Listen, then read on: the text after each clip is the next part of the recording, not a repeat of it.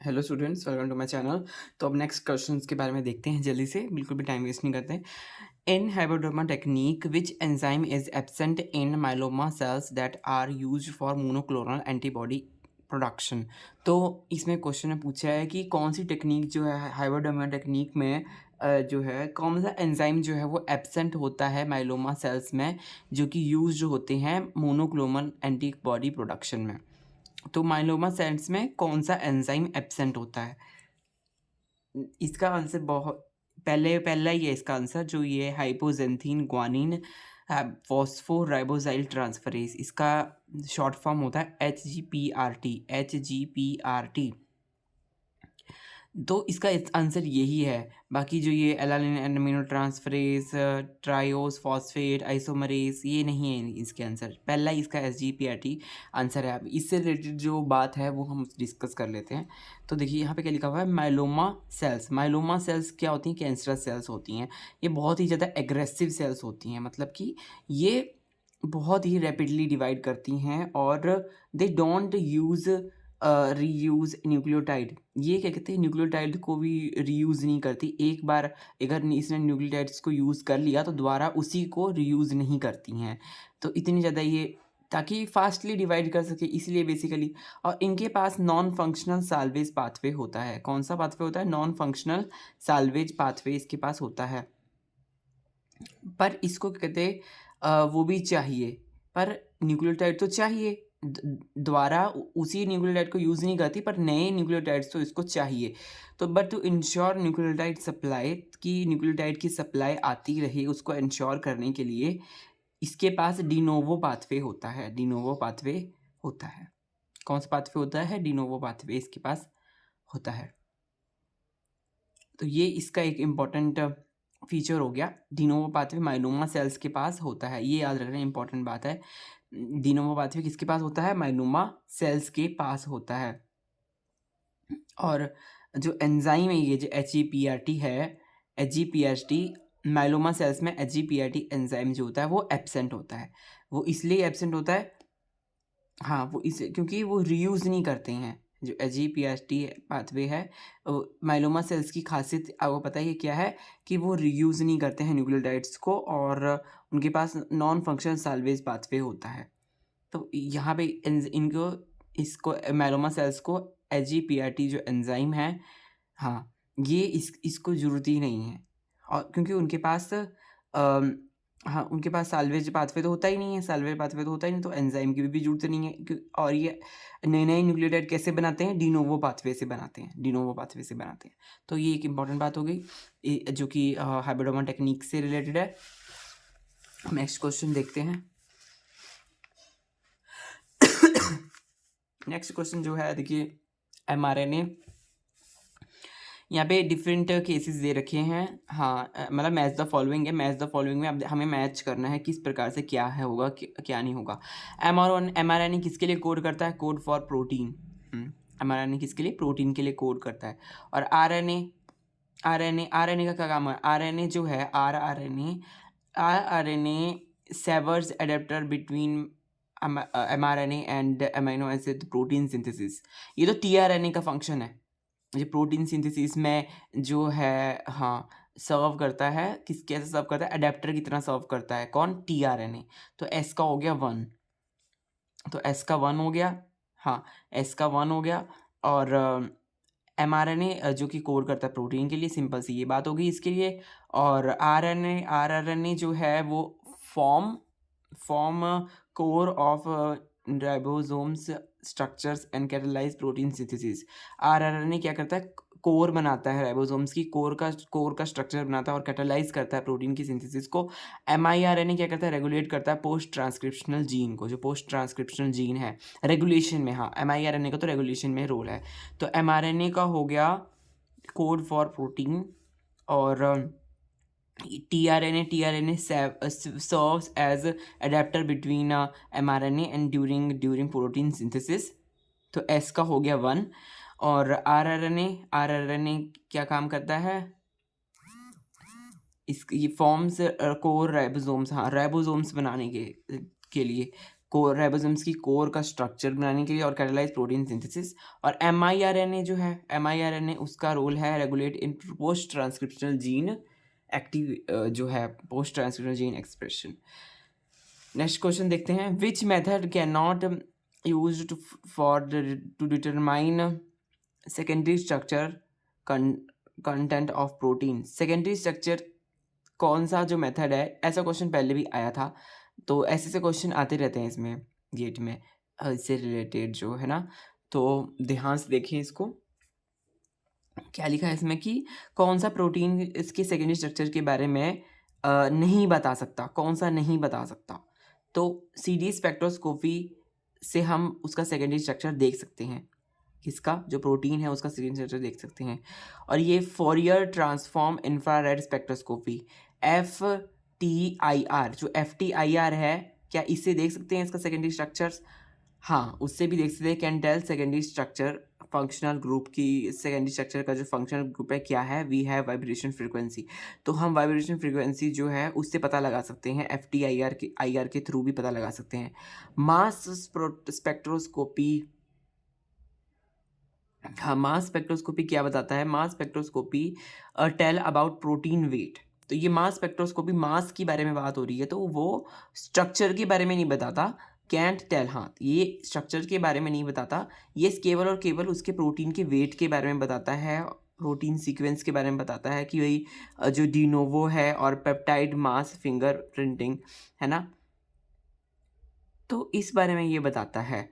किसी और प्रोटीन को देखकर अपने प्रोटीन का सीक्वेंस बताने में मदद करता है। बेसिकली सीक्वेंस, हाँ, उसके वेट के बारे में बताएगा और उसके बारे में बताएगा, तो कंपैरिजन के हिसाब से बताएगा, बट उसका स्ट्रक्चर जो है ये नहीं बता सकता, उसके वेट के बारे में ही ये बताएगा। वेट जो है वो डिनोवो पाथवे से भी कर सकते हैं और मास फिंगरप्रिंटिंग, मास पेप्टाइड मास फिंगरप्रिंटिंग से भी कर सकते हैं। और पेप्टाइड मास फिंगरप्रिंटिंग का मतलब क्या होता है कि भाई किसी और के प्रोटीन को देखकर अपने प्रोटीन का सीक्वेंस बताना। मैंने एक बहुत ही हिंदी मतलब इसमें लिखा हुआ है ये बात कि भाई पेप्टाइड मास फिंगरप्रिंटिंग का मतलब मैंने लिखा हुआ है कि किसी और के प्रोटीन को देखकर अपने प्रोटीन का स्ट्रक्चर बताना, ठीक है।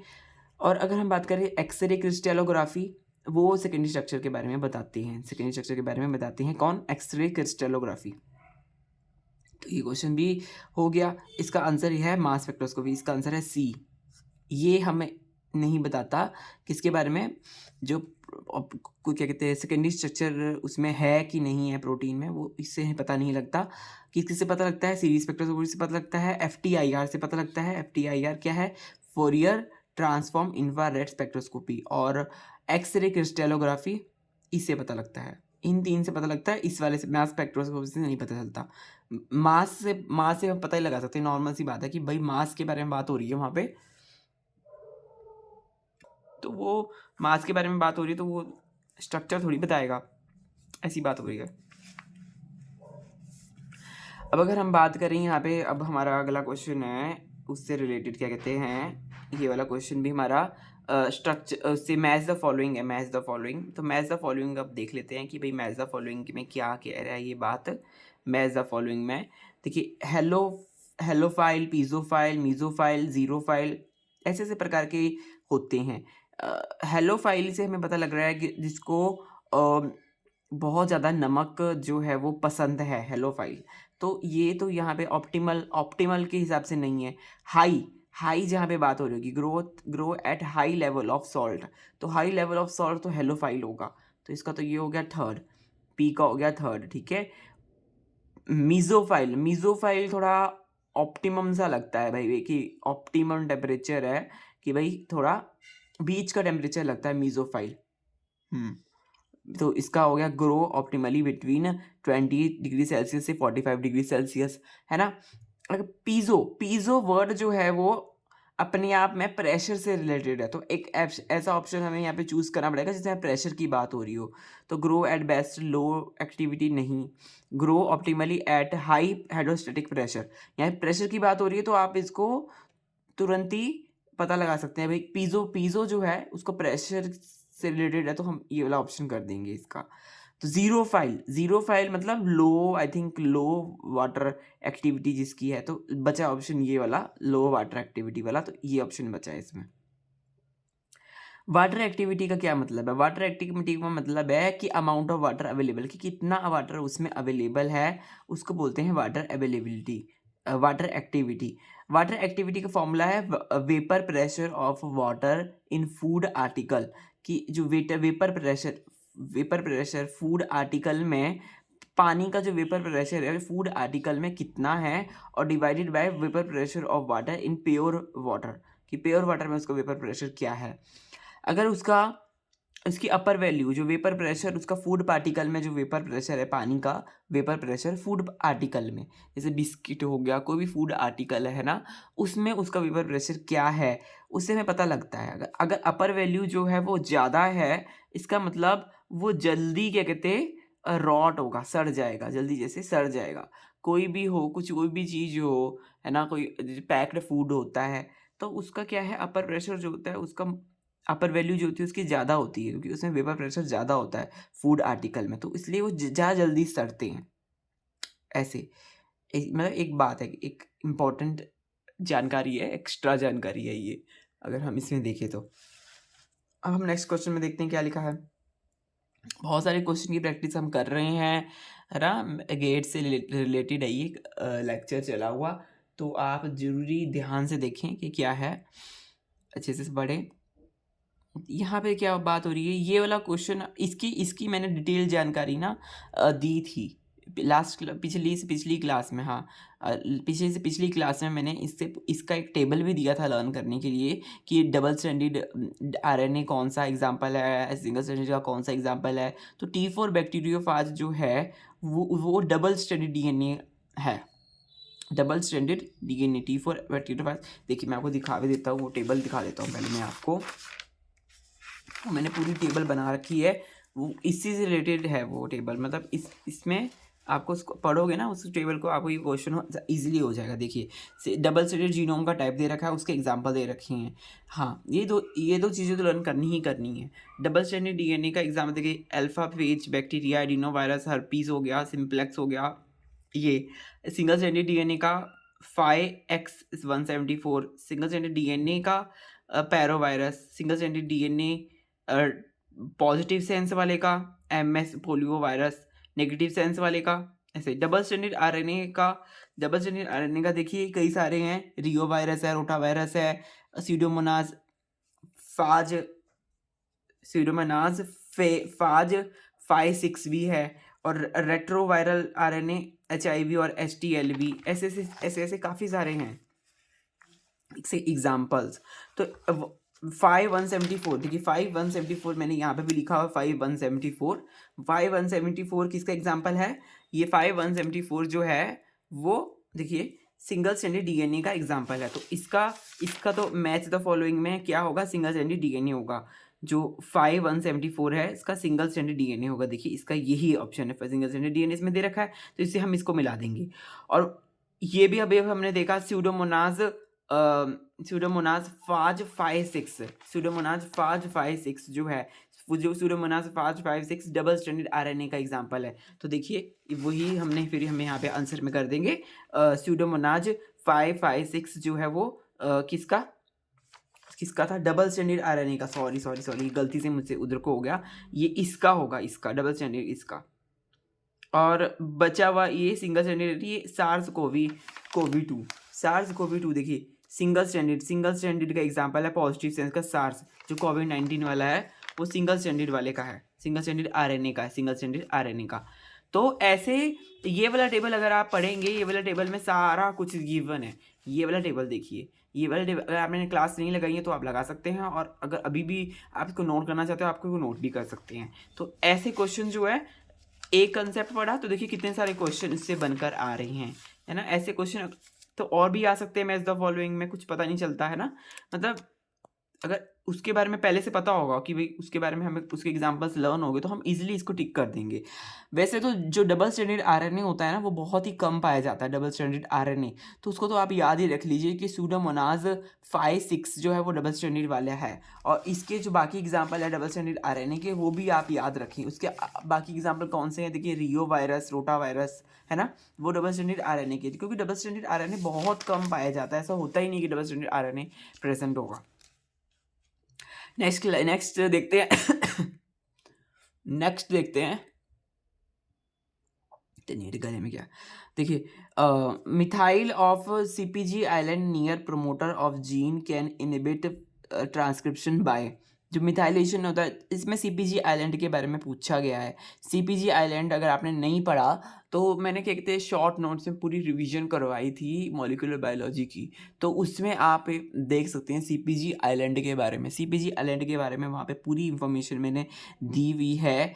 एक टॉपिक आया था सीपीजी आइलैंड, उसके बारे में बताया था। तो सीपीजी आइलैंड जो होते हैं एक प्रकार से रेगुलेट करते हैं, जहाँ पर सीपीजी आइलैंड प्रेजेंट होते हैं वहाँ पे क्या कहते हैं ग्रोथ नहीं हो सकती, है ना, प्रिवेंट करते हैं। तो इसका इसका आंसर क्या है, इसके एमएसक्यू एक प्रकार का, इसमें मल्टीपल चॉइस को आंसर्स है, मल्टीपल चॉइस आंसर्स है, ये एमएसक्यू है एक प्रकार का। तो preventing RNA polymerase binding, yes, A option बिल्कुल सही है। सीपीजी आइलैंड जो होते हैं वो प्रिवेंट करते हैं आरएनए की पॉलीमरेज की बाइंडिंग को, क्योंकि वही है कि इसमें बाइंडिंग नहीं होगी तो आगे वो कुछ भी नहीं बनेगा। तो बी ऑप्शन देखते हैं, फैसिलिटेटिंग रिप्रेसर बाइंडिंग, हाँ, रिप्रेसर की बाइंडिंग को फैसिलिटेट करते हैं, क्योंकि इसका काम रोकना है। सीपीजी आइलैंड जो होते हैं वो बेसिकली इनहिबिट करवा रहे हैं। तो रिप्रेसर का क्या काम है, रिप्रेसर का काम है इनहिबिट कराना, तो वो रिप्रेसर को वहाँ पे जुड़वाएंगे, जानबूझ के उसको बाइंड करवाएंगे वहाँ पे। फैसिलिटेटिंग हेट्रोक्रोमेटिन फॉर्मेशन, हेट्रोक्रोमेटिन मतलब जो कि ट्रू क्रोमेटिन नहीं होता है, जो कि मतलब जो कि रेप्लिकेट ही नहीं करता है, तो ऑब्वियसली वो वैसा बनाएंगे क्योंकि उनको नेगेटिवली रेगुलेट करना है। सीपीजी आइलैंड जो है वो नेगेटिवली रेगुलेट करते हैं, तो ये तो होगा ही होगा। इंक्लूडिंग यूक्रोमेटिन फॉर्मेशन, नो, ये ऑप्शन नहीं है। आंसर होगा ए बी सी। ये ऑप्शन क्यों नहीं है, क्योंकि भाई उसका काम है रोकना। यूक्रोमेटिन का मतलब तो हो गया कि भाई रेप्लिकेशन हो गई उसमें, फिर तो वहाँ पे वो डिवाइड कर रहा है जीनोम और सब कुछ हो रहा है, तो ये तो ऑप्शन नहीं होगा, ये ऑप्शन गलत है। ऑप्शन कौन सा है, ऑप्शन ए है, ऑप्शन बी है, ऑप्शन सी है, ये तीन ऑप्शन इसके सही हैं। अब हम नेक्स्ट पर चलते हैं। तो इसमें आपको सीपीजी आइलैंड के बारे में पता होना चाहिए। सीपीजी आइलैंड के बारे में मैंने ऑलरेडी पढ़ाया हुआ है, आप क्लास देखना जरूर उसकी। और मैंने आपको बता ही दिया कि भाई नेगेटिवली रेगुलेट करते हैं ये सीपीजी आइलैंड जो होते हैं। अब हम नेक्स्ट देखते हैं। नेक्स्ट बहुत ही अच्छा, अगला क्वेश्चन तो बहुत ही अच्छा है, उसमें पूरी जानकारी मैंने आपको दी हुई है। अब आपको पढ़ाता हूँ, उसको वाले क्वेश्चन को भी पढ़ाता हूँ। पहले ये वाला क्वेश्चन देखिए, which of the following statement is are जहाँ पे भी आ गया इसका मतलब वो एमएसक्यू टाइप क्वेश्चन है। एक से ज़्यादा उसके ऑप्शन जो है वो सही है। अगर आप उसको क्या कहते हैं नहीं ऑप्ट करेंगे एक से ज़्यादा ऑप्शन को, तो आपका क्वेश्चन गलत हो जाएगा। About fluoroquinolone drugs, fluoroquinolone drugs के बारे में क्या सही है ये बताना है। फ्लोरोक्विनोलोन ड्रग्स जो होती है वो इनहिबिट करती है डीएनए के सिंथेसिस को, इनहिबिट करती हैं। तो अब आप फिर अगर आपने इसके बारे में नहीं पढ़ा हुआ तो इस क्वेश्चन से आप इसके बारे में जान सकते हैं और नोट्स अपने में बना सकते हैं। क्यों भाई, क्योंकि इसके बारे में अब आपको इन्फॉर्मेशन मिल जाएगी फ्लोरोक्विनोलोन ड्रग्स के बारे में। दे कंटेन क्विनोलिन रिंग्स, तो नाम से पता लग रहा है क्यूनोलिन रिंग्स इसमें प्रेजेंट होगी, नाम से पता लग रहा है फ्लोरोक्विनोलिन, तो फिर नाम से तो इसमें यस, इसमें 2 क्विनोलिन रिंग्स होती हैं, तो ये पहला ऑप्शन तो सही हो जाएगा। दे इनहिबिट आरएनए पॉलीमरेज, क्या ये आरएनए पॉलीमरेज को इनहिबिट करते हैं? नहीं, ये क्या कहते हैं नहीं करते, ये इनहिबिट करते हैं डीएनए की सिंथेसिस को ही, ये इनहिबिट कर देते हैं जो फ्लोरोक्विनोलिन, तो वहाँ पे so no need of RNA polymerase, तो आरएनए पॉलीमरेज की तो जरूरत ही नहीं पड़ रही। पहले ही डीएनए की सिंथेसिस जब रुक रही है तो उसके आरएनए पॉलीमरेज की तो जरूरत पड़ेगी ही नहीं, है ना, उसको इनहिबिट कर रहे हैं, डीएनए की सिंथेसिस को ही रोक रहे हैं वो, आगे तो फिर वो डिवाइड करेगा ही नहीं, डीएनए बनेगा ही नहीं तो डिवाइड करेगा ही नहीं आगे, है ना, तो वहाँ पे तो उसकी तो बात आती ही नहीं, तो ये ऑप्शन गलत हो गया। They bind to bacterial topoisomerase, yes, ये क्योंकि इनका कट करने का काम है, इनका इनहिबिट करने का काम है बेसिकली, तो यहाँ पे ट्रोपोमाइस आइसोमरेसिस की जरूरत है, वो डीएनए की सिंथेसिस को रोकने का काम है बेसिकली, उसको कट कर रहे हैं कहीं से तभी तो वो रुक रहा है, तो वहाँ पे टोपो आइसोमरेसिस की जरूरत है। They bind 26, no no no no no, क्योंकि देखिए ये तो ट्रांसलेशन वाला पार्ट हो गया कि भाई 26S आरएनए से बाइंड करेंगे विद इन 50S राइबोसोम सब यूनिट, तो ट्रांसलेशन वाला पार्ट हो गया। पर ट्रांसलेशन तक तो ये कहानी पहुंचेगी ही नहीं, क्योंकि वो पहले ही डीएनए की सिंथेसिस को इनहिबिट हो जाएगी, तो ट्रांसलेशन तो होएगी ही नहीं। तो इसलिए ये ऑप्शन तो बिल्कुल ही गलत है। तो ऐसे ही कॉमन सेंस से रिलेटेड एक क्वेश्चन था, बस आपको एक ऐसे इसमें याद रखना कि फ्लोरोक्विनोलिन जो ड्रग्स है वो क्या करती है, इनहिबिट करती है डीएनए की सिंथेसिस को। तो जब डीएनए सिंथेसिस ही नहीं होगा तो आरएनए पॉलीमरेज कैसे बनेगा, उस आरएनए पॉलीमरेज अपना काम ही नहीं करेगा। तो ऐसे ही जो आगे के प्रोसेस है, जो ट्रांसलेशन है, वो भी नहीं होगा। तो इसमें दो ही ऑप्शन सही है कि क्विनोलोन रिंग्स तो नाम से पता लग रहा है कि इसमें क्विनोलोन तो होंगे ही, तो इसमें दो क्विनोलोन रिंग्स होती हैं और they bind to bacterial topoisomerase, yes, to bacterial topoisomerase से वो बाइंड करता है। तो बैक्टीरियल टोपोइसोमरेज का नाम क्या होता है, जाइरेज उसका नाम होता है बैक्टीरियल टोपोइसोमरेज का। अब हम नेक्स्ट क्वेश्चन देखते हैं, एक बहुत ही अच्छा कंसेप्ट वाला क्वेश्चन है इसमें तो उसके बारे में हम पता देखते हैं क्या है। The number of different possible ways of forming 5 intramolecular disulphide bonds, 5 intramolecular disulphide bonds होते हैं, उसको बनाने के कितने पॉसिबल वेज होते हैं, कितने डिफरेंट पॉसिबल वेज होते हैं। अगर उसमें 10 सिस्टीन रेजिड्यू ऑफ प्रोटीन है, यहाँ पे दिया हुआ 10 सिस्टीन रेजिड्यू ऑफ प्रोटीन दे रखा है और उसमें पूछा गया है कि 5 इंट्रामोलिकुलर डाइसल्फाइड बॉन्ड्स कितने पॉसिबल वेज में बन सकते हैं अगर 10 सिस्टीन रेजिड्यू है प्रोटीन के। तो अगर हम इसके बनाने बैठेंगे 5, तो C1 C2 के साथ बना सकता है, ऐसे C1 C2 C4 C5 C10 तक यहाँ पे प्रेजेंट है हमारे पास, है ना। तो 5 इंटरमोलिकुलर डाइसल्फाइड बॉन्ड जो है वो किसी में बन सकता है। तो 5 कॉम्बिनेशन क्या बन सकते हैं, देखिए C1 C2 के साथ कॉम्बिनेशन बना सकता है, C3 C4 के साथ बना सकता है, C4 C5 के साथ बना सकता है, C7 C8 के बना सकता है, C9 C10 के साथ बना सकता है। तो एक कॉम्बिनेशन ये हो गया 5 कॉम्बिनेशन। ऐसे C1 C3 के साथ, C2 C4 के साथ, तो ऐसे ऐसे डिफरेंट कॉम्बिनेशन बन सकते हैं। बट अब हम सारे कॉम्बिनेशन तो बनाने बैठेंगे नहीं, तो इसके लिए हम क्या कहते हैं यहाँ पे एक फार्मूला की बात करेंगे जिससे कि हमें पता लग जाएगा every position brings new combination. तो जोन सी भी क्या कहते हैं पोजीशन है, तो वो नए कॉम्बिनेशन को लेके आएगी। ये एक नया कॉम्बिनेशन बन गया, है ना, 5 इंट्रामोलिकुलर डाइसल्फाइड बॉन्ड का ये एक कॉम्बिनेशन बन गया। तो ऐसे ही डिफरेंस ये दूसरा कॉम्बिनेशन बन गया, ऐसे ही काफ़ी सारे कॉम्बिनेशन बनेंगे। तो उसको कैलकुलेट करने के लिए एक बहुत ही आसान तरीका हम अपनाएंगे, जो कि ये फैक्टोरियल मेथड। फैक्टोरियल मेथड के बारे में अब जान लेते हैं। फैक्टोरियल मेथड होता क्या है। फैक्टोरियल मेथड जो है उसमें CR जो होता है, इसका फॉर्मूला होता है CR is equal to n factorial divided by n factorial n minus r bracket में फैक्टोरियल। तो इसका मतलब ये होता है। अब बेसिक अगर हम बात करें n का मतलब है नंबर ऑफ ऑब्जेक्ट और c का मतलब होता है पावर ऑफ कॉम्बिनेशन। और यहाँ पे जो ये फैक्टोरियल बना हुआ है इसका मतलब होता है फैक्टोरियल, ठीक है। इसका ऑब्वियसली हाँ ये फैक्टोरियल का होता है। अगर हम फैक्टोरियल की बात करें तो फैक्टोरियल का मतलब क्या है, तो ये इसको हम कैसे रिप्रेजेंट करते हैं। 5 डैश फैक्टोरियल अगर हमें लिखा हुआ है तो इसका मतलब क्या है कि वो 5 × 4 × 3 × 2 × 1 है। 5 फैक्टोरियल को इतने सारे को रिप्रेजेंट करने के लिए हम सीधा यहाँ पे 5 फैक्टोरियल लिख देते हैं। इतना सारा 5 × 4 × 3 × 2 × 1 लिखने के बजाय हम लिखते हैं 5 फैक्टोरियल। ऐसे ही 1 फैक्टोरियल का मतलब होता है सिर्फ 1 और 0 फैक्टोरियल का मतलब भी 1 होता है। ये एक इंपॉर्टेंट बात आप याद रखें। अगर यहाँ पे NC1 लिखा है तो इसका आंसर होगा 1। अगर 6C1 लिखा है, यहाँ पे देखिए n मतलब क्या है, नंबर ऑफ ऑब्जेक्ट। यहाँ पे 6 क्या होगा, 6 नंबर ऑफ ऑब्जेक्ट्स है, 6 नंबर ऑफ ऑब्जेक्ट्स। तो 6C1 क्या होगा, 6 हो जाएगा उसका आंसर।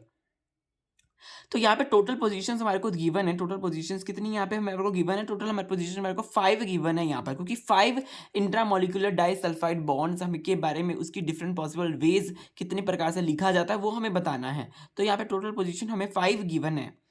तो नंबर ऑफ पॉसिबल वेज, अब हम अगर बात करें तो हम क्या फॉर्मूला लगाएंगे कि number of possible ways to form 5 disulphide bonds. 5 disulphide bond को बनाने के लिए कितने नंबर ऑफ वेज लगेंगे। तो यहाँ पे हम C1 n-1, C1 n-3, C1 n-5, C1 n-7 n-9 total total क्योंकि 9 टोटल कितने रेजिड्यूज थे, 10 16 रेजिड्यूज थे टोटल, इसलिए यहाँ पर ऐसे हुआ। इसलिए यहाँ पे n-1 किया, फिर उसके बाद n-3 किया, और फिर उसके बाद n-5, फिर -7 -9 ऐसे करना पड़ा। ऐसे ऐसे करने का मकसद यही है क्योंकि हमारे पास 10 है, इससे ज़्यादा नहीं कर सकते हम, क्योंकि टोटल हमारे पास 10 है, क्या कहते हैं 10 16 रेजिड्यूज हमारे पास हैं टोटल। देखिए यहाँ पे लिखा हुआ है ना 10 16 रेजिड्यू, इसलिए हमें ऐसे करना पड़ा।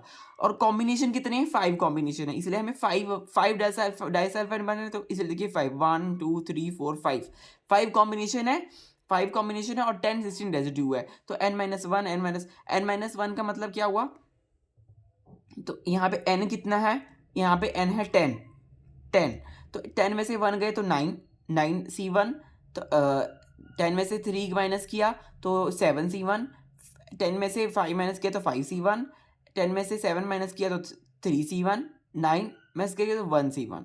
तो अब ये हमारे पास आ गया इसका फैक्टोरियल, तो 9 का फैक्टोरियल तो क्या होगा, जैसे हमने यहाँ देखा था 6C1 क्या होता था, 6 होता था, तो यहाँ पे 9C1 क्या होगा, 9 होगा, 7C1 क्या होगा, 7 होगा, 5C1 5, 3C1 3 और 1C1 1। तो टोटल अगर इसको हम जब मल्टीप्लाई करेंगे आएगा 945।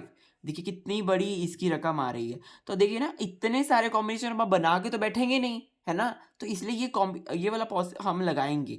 या टोटल अगर यहाँ पे 6 डाइसल्फाइड बॉन्ड होते तो यहाँ पे 6 टाइम्स हमें ये क्या कहते हैं प्रोसेस करना पड़ता, 6 टाइम ये हमें प्रोसेस करना पड़ता, है ना। और यहाँ पे क्योंकि 5 थे तो इसलिए 5 बारी किया, और टोटल कितनी थे 10 16 रेजिड्यू थे, तो इसलिए वैसे किया, तो उसके हिसाब से हमारे पास कॉम्बिनेशन के हिसाब से यहाँ पे आ गया। हाँ, इफ क्वेश्चन अगर हम क्वेश्चन को मॉडिफाई करते हैं, इफ क्वेश्चन को मॉडिफाई करते हैं और कहते हैं कि 10 16 रेजिड्यूज में है, 10 16 तो पहले भी थे, बट 3 इंट्रामोलिकुलर डाइसल्फाइड बॉन्ड हमें है, उसमें कितने 3 इंट्रामोलिकुलर डाइसल्फाइड बॉन्ड है, तो 3 इंट्रामोलिकुलर डाइसल्फाइड बॉन्ड है, तो उसमें बताना है कि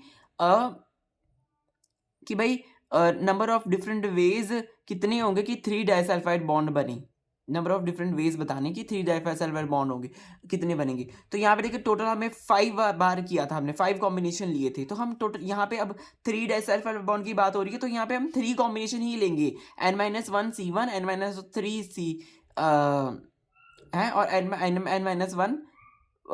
n-5 C1, तो ऐसे लेंगे, ये 2 कॉम्बिनेशन नहीं लेंगे। तो देखिए ये कॉम्बिनेशन लिया तो यहाँ पे इसका आया 9C1, तो 9C1 7C1 और 5C1, तो इसी को हम मल्टीप्लाई करेंगे, टोटल आंसर आएगा 3 1 15।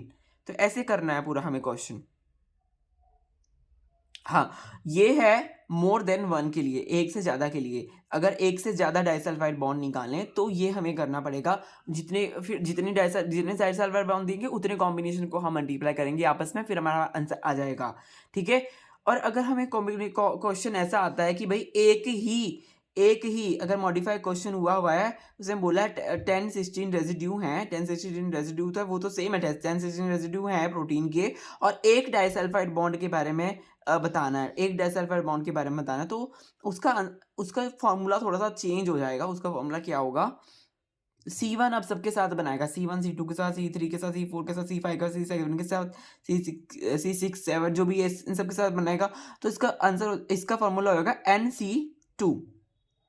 NC2 होगा इसका आंसर। और n कितने हैं यहाँ पे हमें पता है, हमें पता है क्वेश्चन में क्या था, 10 16 रेजिड्यू थे, 10 16 रेजिड्यू थे, तो n की वैल्यू यहाँ पे आएगी 10 आएगी, और C2 आएगा 10, इसका 10 C2 का मतलब क्या होगा 10 फैक्टोरियल।